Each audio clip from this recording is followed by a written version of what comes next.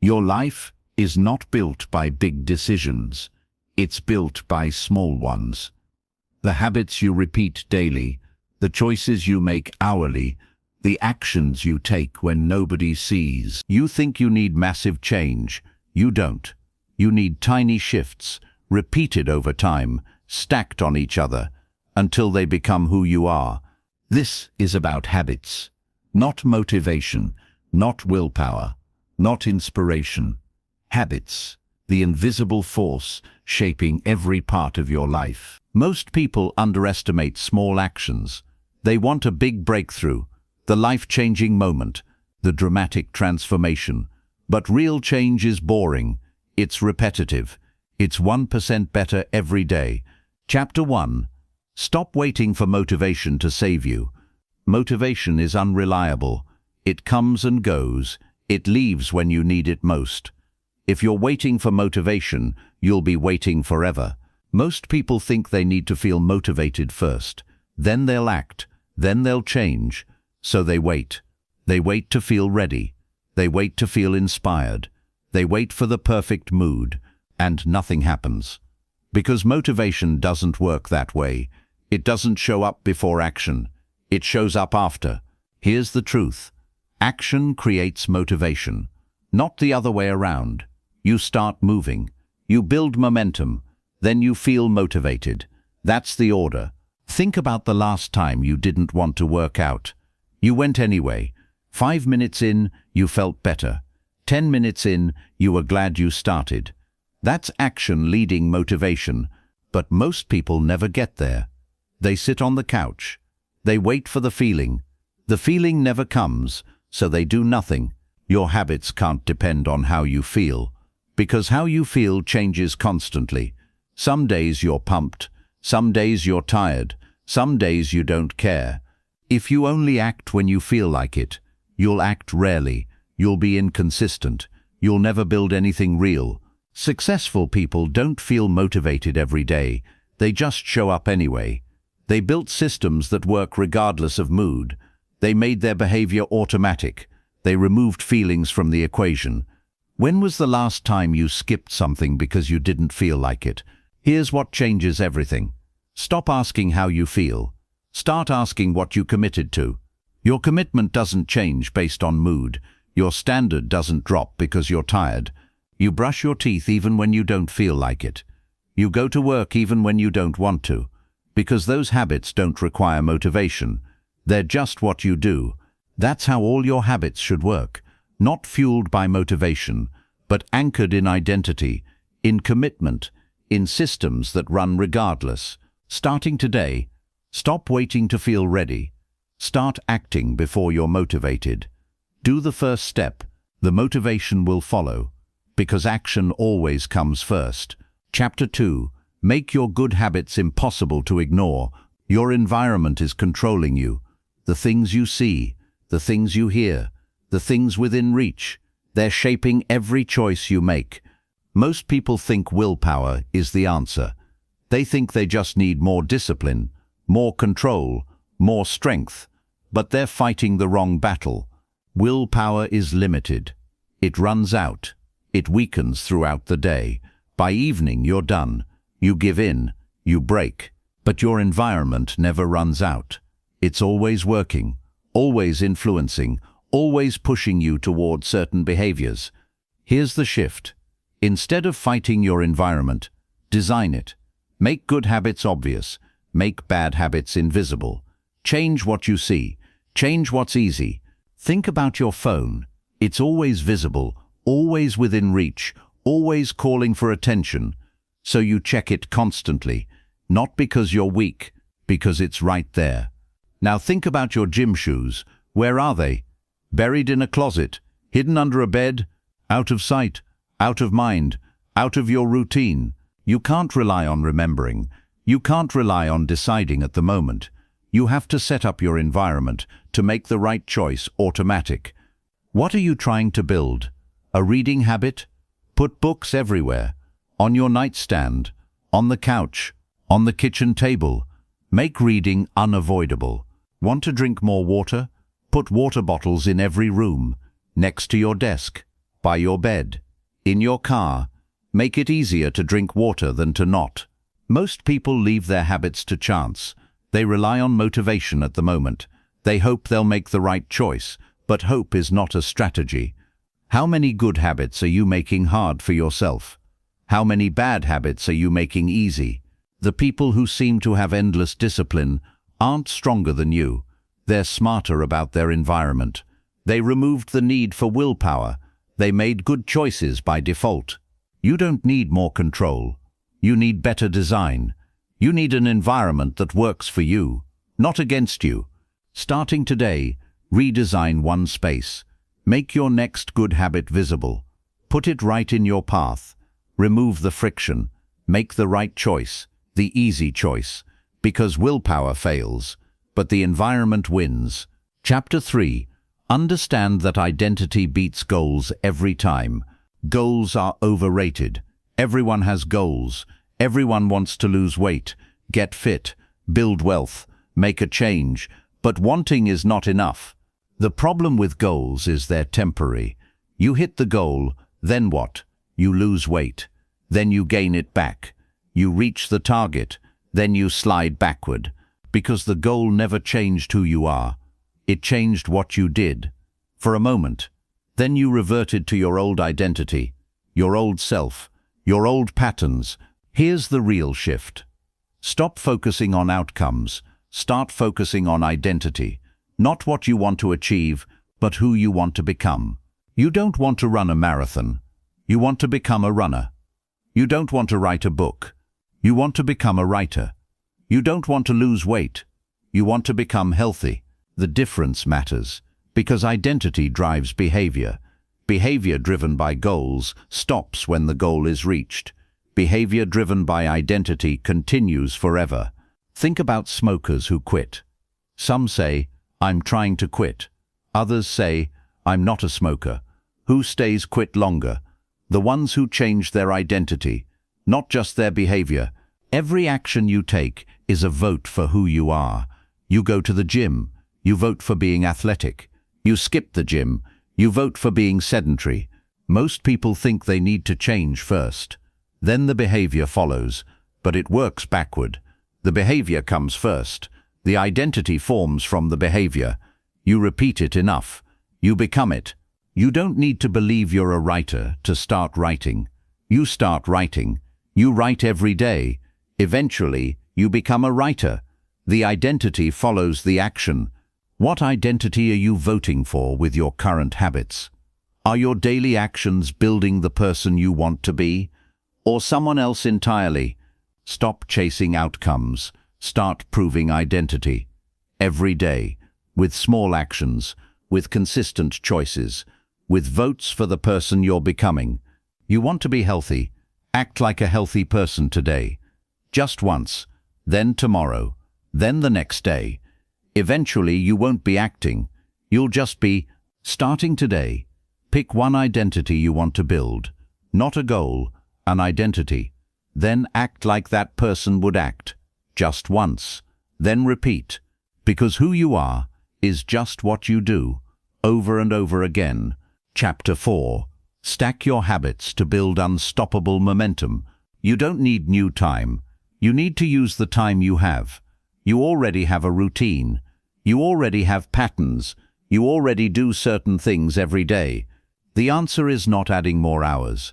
It's stacking new habits onto existing ones, piggybacking on what already works, building chains of behavior. Most people try to force new habits into empty space. They say, "I'll work out sometime today." Sometimes it never comes, because it's vague, it's optional, it's easy to skip. But if you attach it to something concrete, it sticks.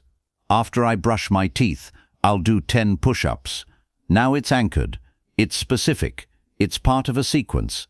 Here's the formula. After I do this existing habit, I will do this new habit. After I pour my coffee, I'll write for 5 minutes. After I sit at my desk, I'll close all tabs and focus for 30 minutes. The existing habit becomes the cue, the trigger, the reminder. You don't have to remember. You don't have to decide. The sequence just flows. Think about your morning. You wake up, you brush your teeth, you make coffee, you check your phone. That's already a stack, a chain of automatic behaviors. Now add to it. After I make coffee, I'll read one page. After I check my phone, I'll text someone I'm grateful for. After I sit down to breakfast, I'll review my priorities. Small additions, barely noticeable, but they compound. One new habit becomes two. Two becomes five. Five becomes a completely different morning. Most people try to overhaul everything at once. They build elaborate plans. They commit to massive changes, and they collapse under the weight of it all. But stacking is different. It's incremental. It's sustainable. It's using the momentum you already have. What habits do you already do every day? What could you stack onto them? Just one thing. What comes after? The power of stacking is it removes the need for discipline. You're not adding effort. You're adding structure. You're linking behaviors until they flow automatically. Starting today, pick one habit you never miss. Then stack one small new habit onto it. After this, I will do that. Make it tiny. Make it specific. Make it part of the chain. Because momentum builds on momentum, and small stacks create big change. Chapter 5. Focus on systems over goals. Goals tell you where to go. Systems get you there. Most people obsess over goals. They ignore systems. That's why they never arrive. You want to lose 20 pounds. That's the goal. What's your system? How will you eat? How will you move? How will you track? That's what actually matters. Here's the problem with goals. They're binary. You hit them or you don't. And either way, you're done. You either celebrate and stop, or you fail and quit. Systems are different. They're ongoing. They're processes. They're the daily actions that produce results. Win or lose, you keep running the system. Think about a basketball team. The goal is to win the championship, but they don't practice winning championships. They practice shooting, passing, defending, running plays. That's the system. The championship is just the result. Most people skip the system. They jump straight to the goal. They imagine the outcome. They visualize success, and they do nothing to actually build it. But results come from systems. Good results come from good systems. Bad results come from bad systems. You don't rise to your goals. You fall to your system. You can have the biggest goal in the world. If your system is weak, you'll fail. You can have a modest goal. If your system is strong, you'll exceed it.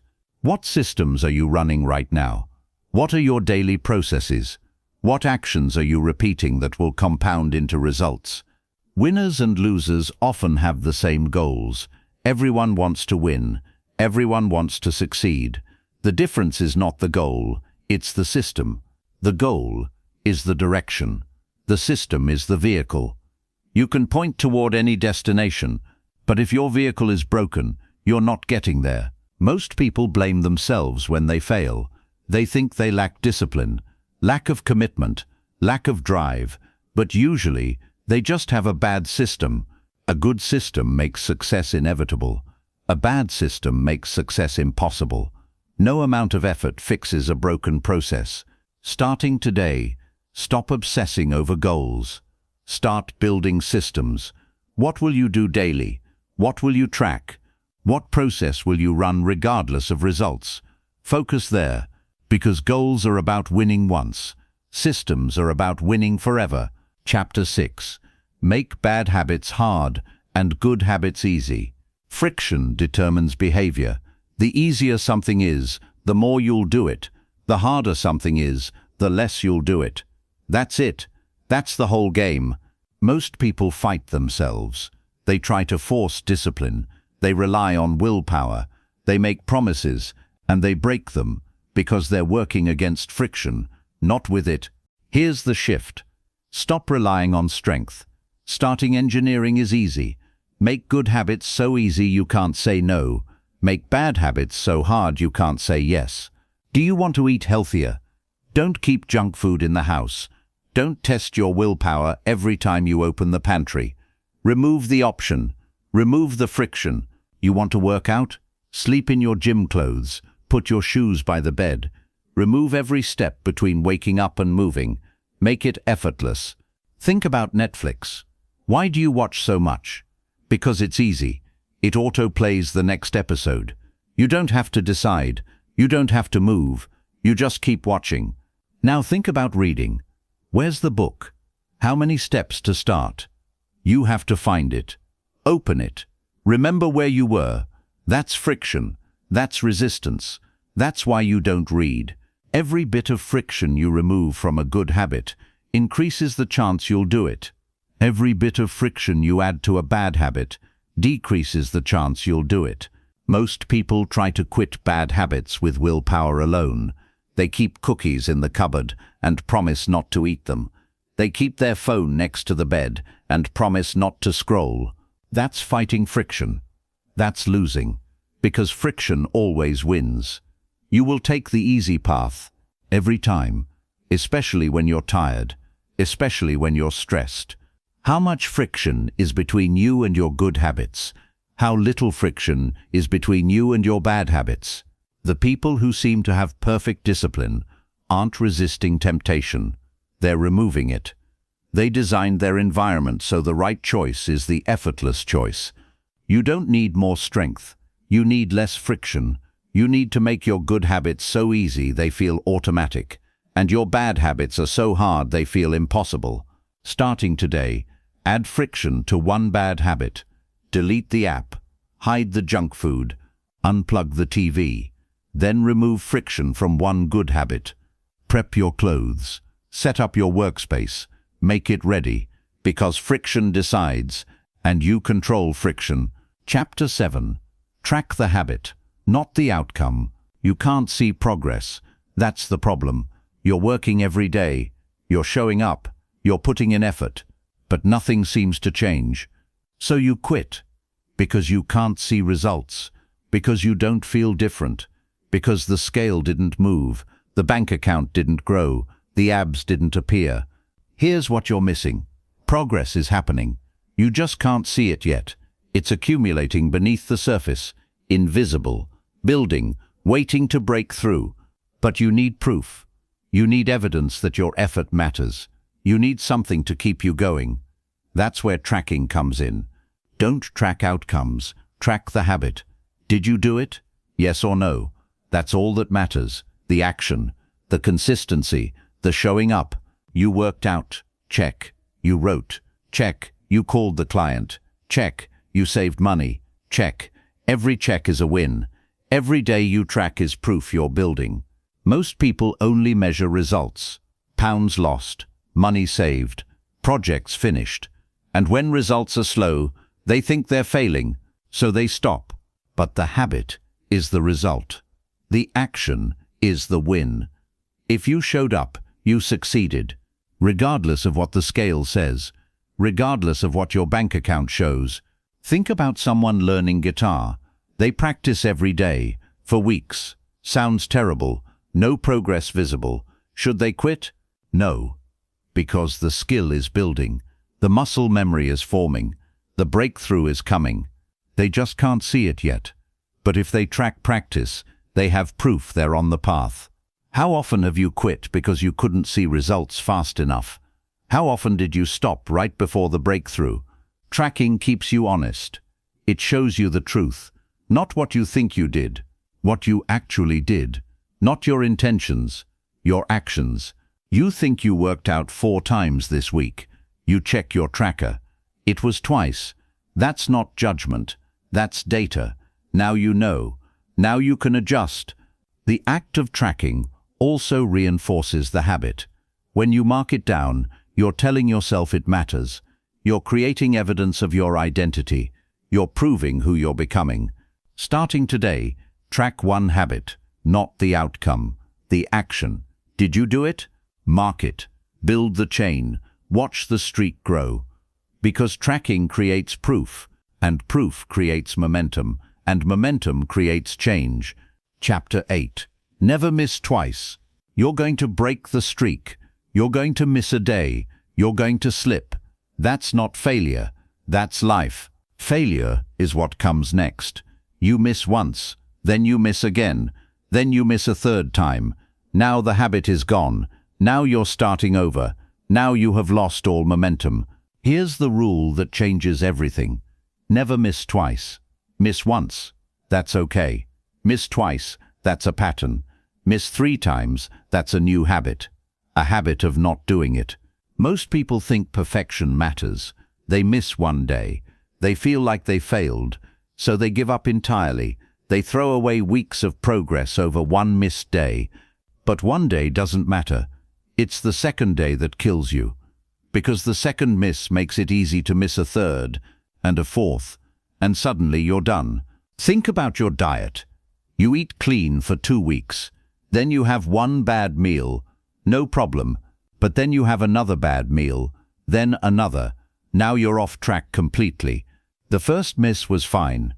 The second mistake was the mistake, because the second miss turned a slip into a slide, a moment into a trend. You can't be perfect. You won't be perfect. Life happens. You get sick. You get busy. You get tired. You miss me. That's expected. What's not expected is missing twice. That's a choice. That's you deciding the habit doesn't matter anymore. That's you giving up. How many habits have you abandoned after missing twice? How many times did one slip turn into total collapse? The strongest people aren't the ones who never miss. They're the ones who miss once and immediately get back. No shame, no guilt, no excuses, just return. You missed your workout Monday. Fine, don't miss Tuesday. You skipped writing yesterday. Fine, don't skip today. You broke your diet last meal. Fine, don't break the next one. The comeback is immediate. The recovery is fast. The habit survives because you protected the streak, not with perfection, but with resilience. Starting today, expect to miss. Plan for it. Accept it. But commit to never missing twice. 1 miss is a mistake. 2 misses is a choice. Make the right choice. Get back immediately, because habits aren't built on perfection. They're built on recovery. Chapter 9. Master the art of showing up. You don't need to be great. You just need to show up. Every day. Regardless of how you feel. Regardless of the results. Regardless of the conditions. Most people wait for the perfect day, the perfect energy, the perfect setup. And they never start, because perfect never comes. But showing up doesn't require perfection. It requires presence. It requires commitment. It requires doing something, anything, even if it's tiny. Here's the truth. The days you don't feel like it are the most important days. Those are the days that build you. Those are the days that prove your commitment. Those are the days that separate you from everyone else. Anyone can show up when they're motivated, when they feel good, when conditions are right. That's easy. That doesn't build anything. It's showing up when you're tired that matters, when you're busy, when you're not in the mood, when everything says skip it, but you don't. Think about writing. Some days the words flow, some days they don't. But the writer shows up either way. They write bad words, they write slow words, they write something, because showing up maintains the habit. Even if the output is weak, even if nothing good happens, the habit survives, the streak continues, the identity strengthens. Most people think effort has to be big to count.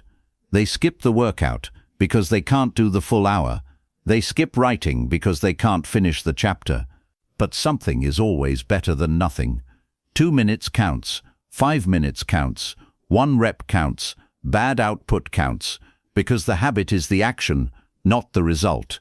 What habits are you skipping because you can't do them perfectly? How often does all or nothing turn into nothing? The rule is simple. Never zero. Even on your worst day, even when you're exhausted, even when life is chaotic, never zero. Do 1 push-up, write 1 sentence, read 1 page, make 1 call, something, anything. Keep the habit alive. Starting today, lower the bar for showing up.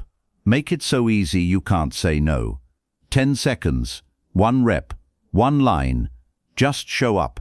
Because showing up is a habit. The rest is just noise. Chapter 10. Realize that habits compound like interest. You can't see the results today. You won't see them tomorrow. You might not see them for months, but they're building. Slowly, quietly, invisibly. That's how habits work. They compound. 1% better today, 1% better tomorrow. By itself, it's nothing. Over time, it's everything. Most people quit because they expect linear results. They work hard for a week. They expect a week's worth of change. They don't see it, so they quit. But change doesn't work like that. It's exponential. You don't see anything. Then you don't see anything. Then suddenly, everything changes at once. Think about ice melting. It's 25 degrees. Nothing happens. 26 degrees. Nothing. 27, 28, 29, still frozen.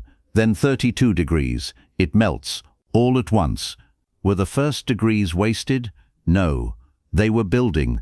They were necessary. They just weren't visible. The breakthrough required all of them. Your habits work the same way. You're working out. You see no change. You're saving money. Your account barely moves. You're studying. You feel the same. But the work is not wasted. It's accumulating. It's building pressure. It's getting ready to break through. You're just in the valley before the breakthrough. Most people quit in the valley, right before the compound curve kicks in, right before all that invisible work becomes visible results. How long are you willing to work without seeing results? How much faith do you have in the process? Here's what you need to understand. Bad habits compound too. Miss one workout. No big deal. Miss 100. Now you're out of shape. Eat one bad meal. Fine. Eat 1,000. Now you're unhealthy. Every action is a vote for the person you're becoming or against them. You don't see the impact of one vote, but 1,000 votes? 10,000? That's who you are. The person you'll be in 5 years is the sum of your daily habits, not your goals, not your plans, your habits. The things you actually do, every single day. Starting today, trust the compound. Trust that small actions add up. Trust that invisible work matters. Trust that the breakthrough is coming. Just keep showing up. Because habits compound, and time rewards patience. Outro. Habits are not about one day. They're about every day. Small actions, repeated endlessly, until they become you. Your future is not built by motivation. It's built by systems, by identity, by showing up when nobody sees. Start small, stay consistent, trust the process,